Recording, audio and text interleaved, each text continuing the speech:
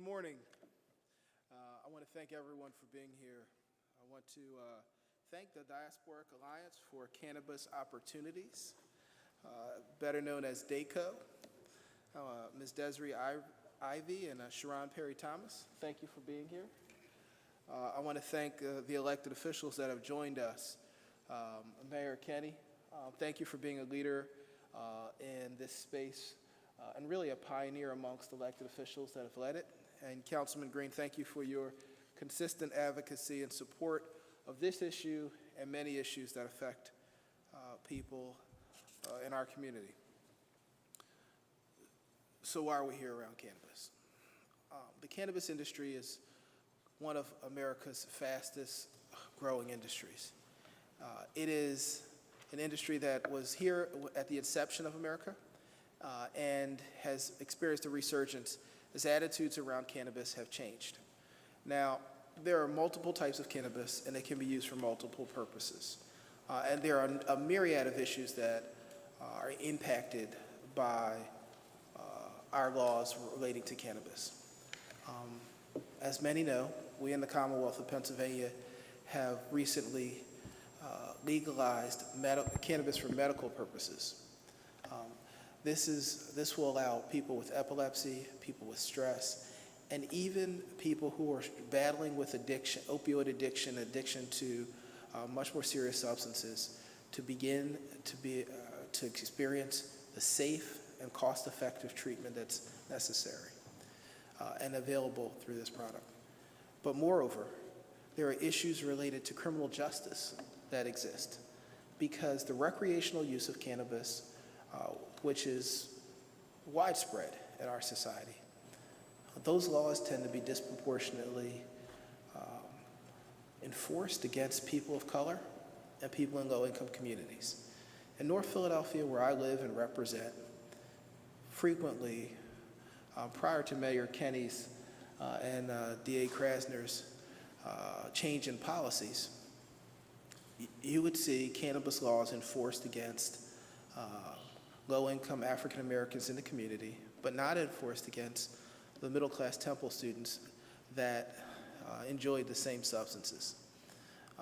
This is wrong, and in many jurisdictions throughout the Commonwealth, we still experience high levels of enforcement against African Americans and against low-income people, whereas middle-class people and people in the majority community do not experience those same kinds of enforcement. Attitudes around cannabis have changed. And while most of us understand that this is not a substance that leads to addiction, and this is not a substance that is dangerous, there need to be rules regarding responsible use. Allowing and expanding the way we look at cannabis laws will allow us to more equally enforce the law and will allow Pennsylvania to move into a greater role in the cannabis economy. Now, I have proposed legislation that would allow, I've co-sponsored legislation rather, that would allow full recreational use for adults. And I believe it's important, and that's the way of the future. Many other states have gone in that regard, and it is a multi-billion-dollar industry in California, Colorado, and other places, and I believe it's coming soon just across the river to New Jersey. Pennsylvania should not be left out. This could help our struggling agricultural industry as it will be one of the new commodities for the Commonwealth. Non-addictive hemp can be used in production of CBD products, which will allow people to treat epilepsy and can be used as an anti-inflammatory for sports drinks and other things. You can make paper out of hemp and rope and building materials. There are so many uses for this product. But like so many things, as we move forward and we have an emerging new commodity and new economy, we need to make sure that the economic benefits are felt by all communities. And so DACO is working to make sure that African Americans and Latinos and people of color can also participate in this new economy. And that we can understand what's going on, how to get a card, and that we educate legislators that our current laws are not enforced in a desperate manner that dramatically and disproportionately negatively impacts people of color. So I'm glad that you're all here, and I'm sure others will share more. We've got a great conference coming up, and we'll hear a lot from others. But with no further ado, I'd like to introduce a man who is the leader of our city, who's been a champion in this space, who's had the courage to talk about the issues of disparate enforcement and the unfair treatment of minority communities in the cannabis space, none other than our mayor, the Honorable Jim Kenney. Thank you, sir. Thank you very much, and good morning, everyone, and I'm pleased to be joining you all for this morning's announcement. We're happy that the 2018 Cannabis Opportunity Conference will be held right here in Philadelphia. As you know, Philadelphia has been a leader in decriminalizing small possessions of marijuana. As a member of City Council, I was proud to fight for and pass legislation that made this possible. This happened back in 2014 when there were far fewer jurisdictions embracing decriminalization. In the years since, we've seen a significant decrease in arrests for this activity. As a result, fewer people have entered our criminal justice system for possession than they did previously, by the thousands. I do believe that eventually we need to go further than just decriminalization, but that's ultimately up to federal and state authorities. Legalizing cannabis is the right thing to do for the Commonwealth. We don't need to be wasting precious resources locking up people for marijuana possession when we should be focused on improving our schools and other important priorities. Decriminalization is also a very important part of our efforts to address the racial and ethnic disparities that exist in the justice system. For decades, people of color have disproportionately suffered the damaging effects of the failed war on drugs. And back during decriminalization for possession in 2014, we learned that on average 4,200 people a year were being arrested. They were being arrested by 2 officers who had to go out of service in order to process the individual. The person often spent a night or a couple of nights in jail, had an opportunity to lose their security clearances and other things that had them lose their jobs. And of the 4,200 on average, 83% were people of color, and that's just unfair. This conference, which is free and open to the public, will help ensure that these same communities have the opportunity to fully participate in and benefit from the growing cannabis industry. As this industry continues to grow, we must make sure it is done so equitably. For the most part now, large groups and wealthy people have been entering into the area of cannabis, both medical and recreational, and it would be a shame that if community people could not participate in the economic benefits, and it was just simply held by corporations and large groups. So I want to take a moment to acknowledge the leadership of Senator Street, who has been a great advocate at the state level for reasonable marijuana policies, and also for Derek Green, who's been a voice of reason in this entire conversation. I'd also like to thank the Diasporic Alliance for Cannabis Opportunities for bringing this upcoming conference to our city. Thank you all, and I'm looking forward to attending the conference next week and learning more about as we move forward nationally and statewide. So thank you very much. Good morning. My name is Desiree Ivy, and I first want to thank Senator Sharif Street for partnering with us and seeing our vision and understanding how we needed it. And thank you, Mayor Kenney, for your unwavering support from day one when he first heard about this conference.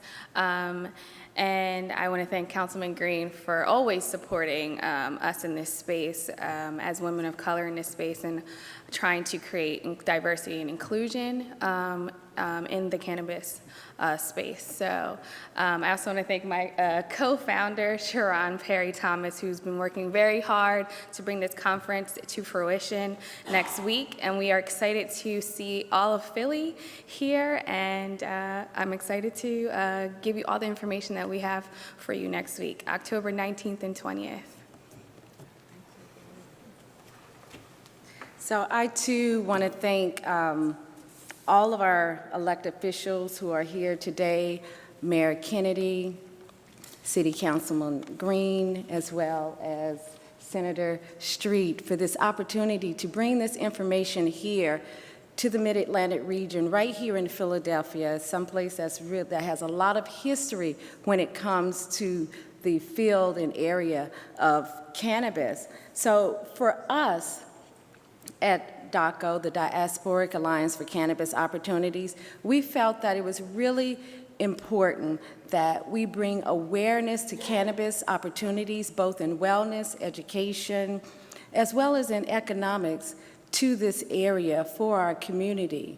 Because one of the things that we found is that as we talk to people in the different neighborhoods and in the different meetings, they really didn't know. Because of the stigma that we have here in this country, and not just in this country, but in the whole entire world, this is something that is traditional, it's something that is cultural, and it was stripped away over 81 years ago because of racist, biased laws. And so we are here today as this industry is growing to say, let's destigmatize it. We want to make sure that people are aware and that they have that information. And so that's what we're doing here in our conference at Temple University's Murr building. So I just wanted to just give you a little brief of what that day would look like. So as we were planning this, we wanted to make sure that we looked for as many experts that looked like the people who would be attending. And give thanks, we found a lot of them. And many of these experts are coming from all over the country. We have people coming from LA, from Miami, from Charlotte, North Carolina, from New York, from Boston. We even have a group that is coming from all the way from Africa. The first country in Africa to become a legalized state is Lesotho. So we have someone flying in from, actually a group flying in from Lesotho, South Africa, to be here with us so that they can let us know what's happening on the continent. So our experts will focus on wellness, Black farmers, blockchain, investing, advocacy, the history of hemp. Before there was cotton, there was hemp. It's been stripped away from our history books. Tech, entrepreneurship, and more. Some will share their stories, speaking their truths. We have a mom who was told to just go home and watch her baby girl die. That mom decided to seek more information, and that information was cannabis. That little girl is now a teenager.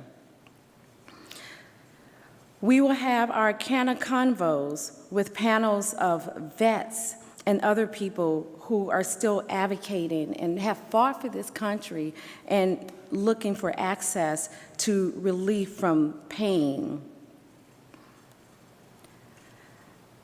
Outside of our workshops and our speakers, the Minorities for Cannabis Business Association, the Minority Cannabis Business Association, is hosting an expungement clinic.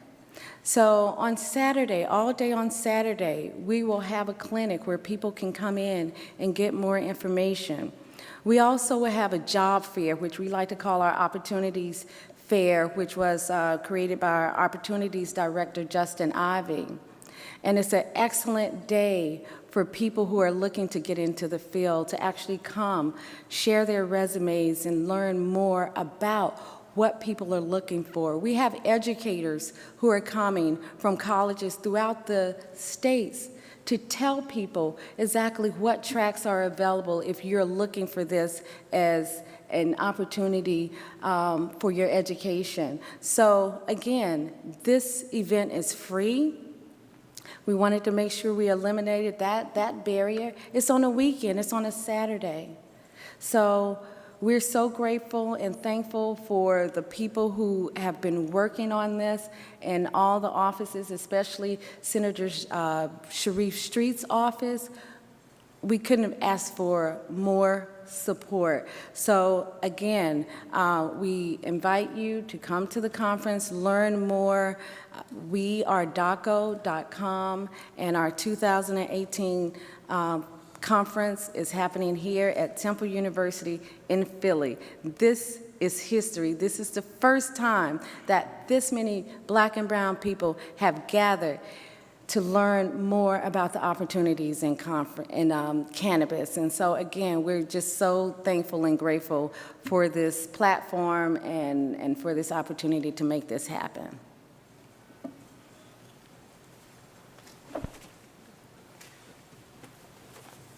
So I'd now like to introduce for further remarks, again, a gentleman who's been a leader in this space, who represents the entire city of Philadelphia, and like the mayor when he was in council, is really one of those folks who is laser focused on improving the quality of life and justice for citizens in this city, none other than our councilman at large, the Honorable Derek Green.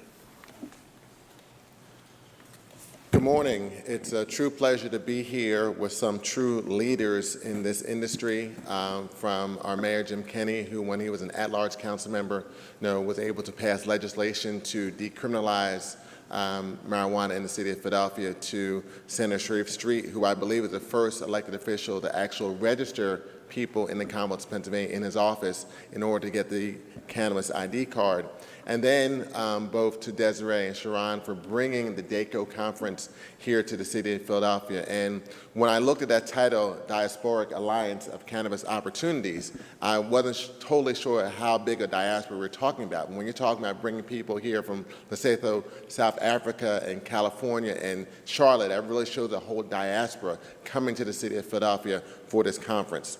And it's an important time to have this conference here in Philadelphia because, according to Forbes magazine, the cannabis industry will be a $23.4 billion industry by 2022. In Pennsylvania, it'll be over $2 billion by 2022. So this is a prime time to have this type of conference in the city of Philadelphia to talk about some of the economic development opportunities. When the General Assembly passed this legislation and Governor Wolf signed into law, it was very unique compared to most of the other states around the nation.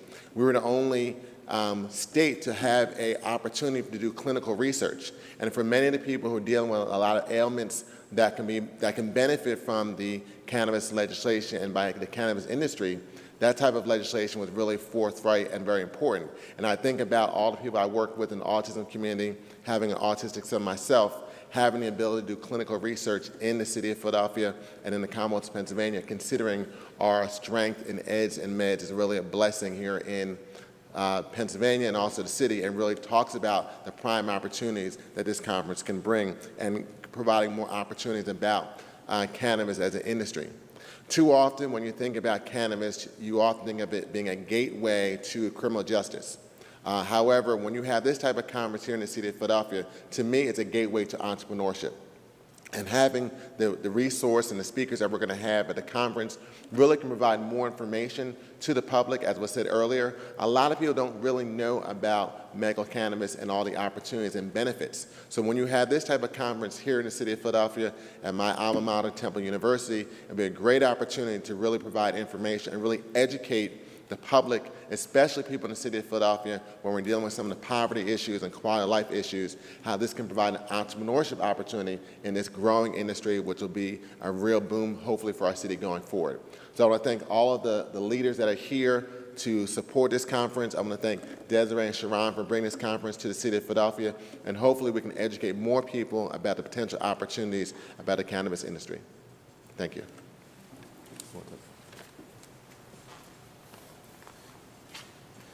So, you guys want to bring up closing remarks? We'll move straight into questions. So, are there any questions? Going once, going twice, seeing none, hearing none. Thank you so much for coming out. Thank you, Mayor. Thank you for coming. Good seeing you again. And I ran into Sabra over the weekend. So when you told me, Sabra, my wife,